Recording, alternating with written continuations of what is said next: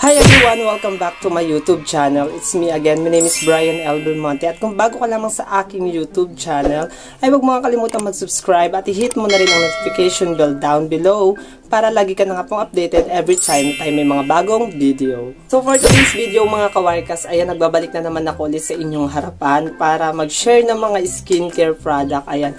So mga kawarkas, sa sobrang busy ko talaga ng mga nagdaang panahon, hindi talaga ako nakapag-share or nakapag-review ng mga product. So akala ko mga kawarkas, hindi na nga ako makakabalik sa ganito, sa pag-film, sa pagbablog. So hindi ko alam, parang hindi na rin ako sanay talaga sa pag-film, sa paggawa ng mga videos. Kasi nga, grabe, sobrang na-busy talaga ako noong 2023. Tapos ngayon ay mga kawarkas, 2024 na. So, February 6 na.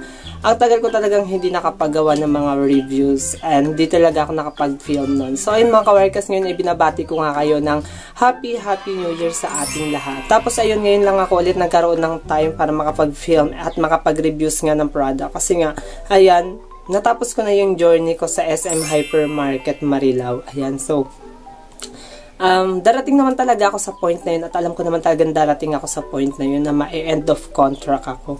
Pero ayun, pinagpapasalamat ko ang lahat ng yun kasi naging big opportunity sa akin yung hypermarket para makapasok pa sa mga iba't ibang mga companies, ayan, sa mga iba't ibang trabaho. So ayun, maraming salamat sa SM Hypermarket Marilao kasi nagkaroon nga ako ng malaking opportunities dahil sa kanila. So special thanks to Mama Chris Oscala Banyaga. Ayan, so sa aming supervisor at syempre especially din talaga kay Ma'am Maita de la Cruz. Ayan, so ayun, nung that time kasi na nag-a-apply ako nun, pangalawang time ko talaga na nag-apply nun, pero tinanggap niya pa rin ako, kaya big opportunity talaga para sa akin at proud ako kasi naging privilege ko na mapunta or ma-deploy sa SM Marilao. And ayun nga mga kawarkas, na tama na ang daldalan natin at ayun nga, magre-review nga tayo ng isang product. So ito mga kawarkas, nakita nyo naman sa ating title and thumbnail, diba, is magre-review tayo ng sabon. May review na ako noon neto sa aking YouTube channel, so kung naalala nyo, pero ang KJ ko pa doon kasi nga panahon pa siya ng aking kabataan. Then ayun pa lang yung nag-start ako dito sa YouTube.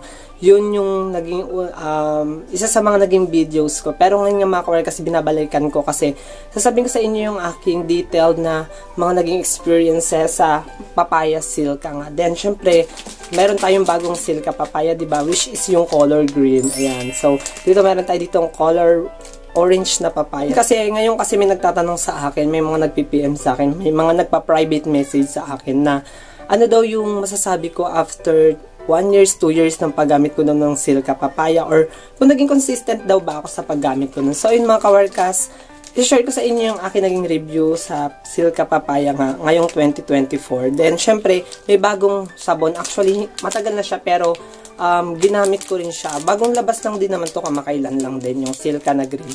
So, ayun mga kawarkas, review natin na ito, isasabihin ko sa inyo kung ano ba yung pinagkaiba ng silka papaya orange at ng silka papaya green. Kung may pinagkaiba daw ba siya, or baka yung isa hinog, yung isa hilaw. Yung silka papaya soap kasi mga kawarkas is isa siya sa mga pinakamura or affordable na sabon dito sa Pilipinas na whitening. Tapos isa rin siya sa mga pinakamadaling hanapin sa mga store hypermarket, sa mga Pure Gold, Mercury Drugstore, at pati sa inyong mga kalapit na tindahan lang sa inyong mga lugar. So, di ba yung makikita nyo, sobrang bilis niyang mahanap. Siyempre, napaka-affordable niya. Kung sa tindahan kasi namin is 23 pesos nyo siyang mabibili.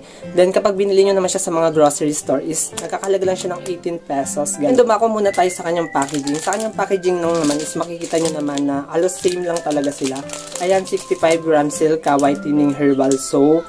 Tapos, ayan, green papaya yung nakalagay dito, naka-indicate din. Dito naman yung papaya lang. So, whitens daw siya as early as 14 days. Etong kulay, orange. Tapos, eto naman na kulay green is whitens daw siya as early as 7 days. So, ayun ba yung pinagkaiba talaga nila. Sa packaging niya kasi mga kawarkas, kung mapapansin nyo, is very simple. Sobrang simple niya lang, diba? Sa kanya namang packaging is makikita nyo nga dito yung grams niya. Then, syempre yung mga ingredients niya. Hindi na natin iisa-isahin mga kawarkas ha, yung kanyang ingredients. Tapos ayun, may description din siya.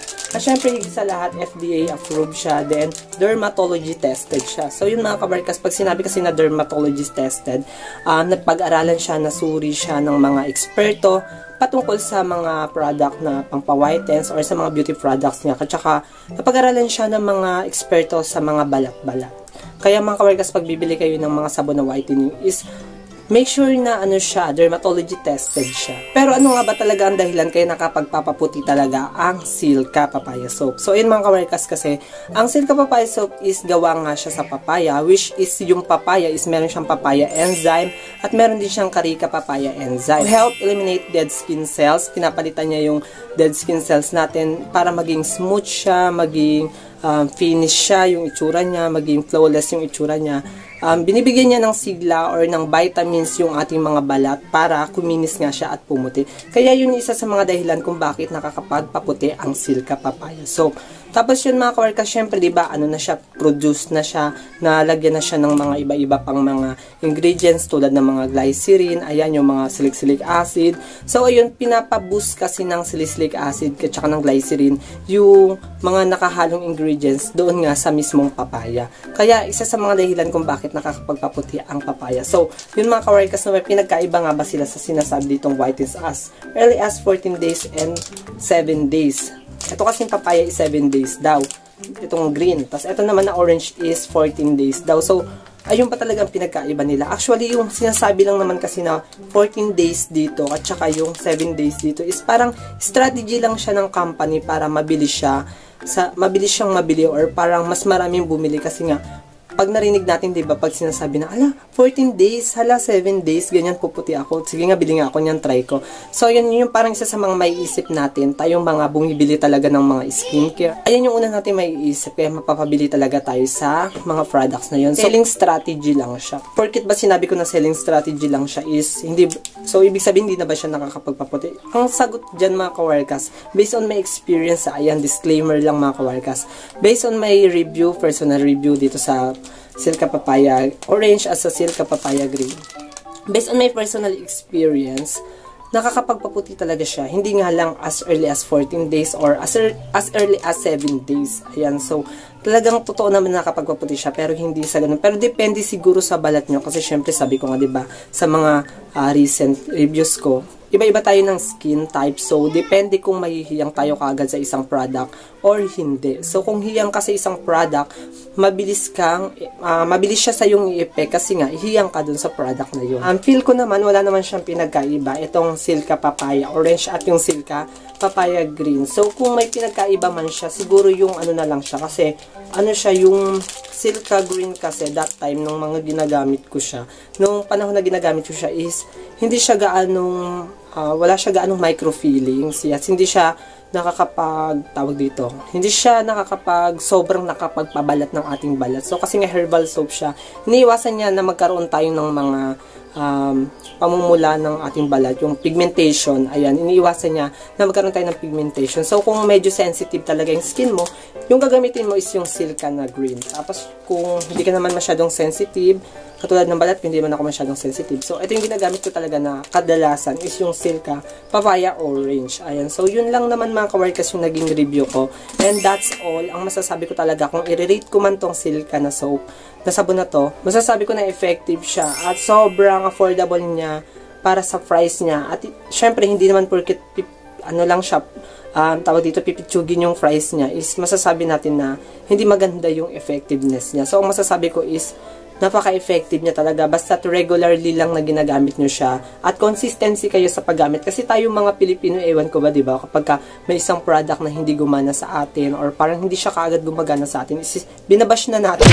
Ayan, ganyan tayo. Parang hindi naman yan totoo, hindi naman ganyan. Kasi hindi nga tayo nag-stay, diba? So, yun yung isa sa mga pinakamahalaga is mag-stay tayo. Syempre, kung alam niyo naman na nagkakaroon ng sensitive yung inyong skin, yung inyong mga balat, syempre, mag-stay ka pa ba? Syempre, di ba hindi na? Kailangan mo na siyang ihinto. So, yun lang naman mga kawarkas yung naging review ko dito nga sa Silka Papaya Orange at Silka Papaya Green. So, yun mga kawarkas, no, maraming salamat pala sa patuloy ninyong pagsuporta sa aking YouTube channel. Na kahit hindi ako masyadong nakakapag-upload nga ng mga videos, hindi ako naging consistency noong mga nakaraang taon. Then, itong taon na tong pumasok. So, hindi ako masyadong naging consistency. Pero sa mga nakikita ko naman sa mga comments ninyo sa mga recent videos ko na pinapanood nyo pa nga siya at marami pa rin nanonood ng mga recent video ko. So, yun mga kawarkas, no, kung gusto mong makakuha pa ng mga ibang ideas or kung bago ka lamang dito sa aking YouTube YouTube channel. Kung gusto mong makakuha pa ng ibang mga ideas about sa mga skincare products or sa mga gusto mong magpaputi, ayan, kung mahilig ka isa ka sa mga katulad kong mahilig magpaputi, is subscribe mo nga itong aking YouTube channel para lagi kang ma-update sa ating mga bagong videos. Tapos yun mga kawarkas, nasisikapin ko nga pala sa taon na to na maging consistency or maging mas marami yung aking mas marami yung mga magiging product reviews ko sa taon na ito. So, yun mga kawarkas, thank you for watching and see you in our next video. Bye-bye!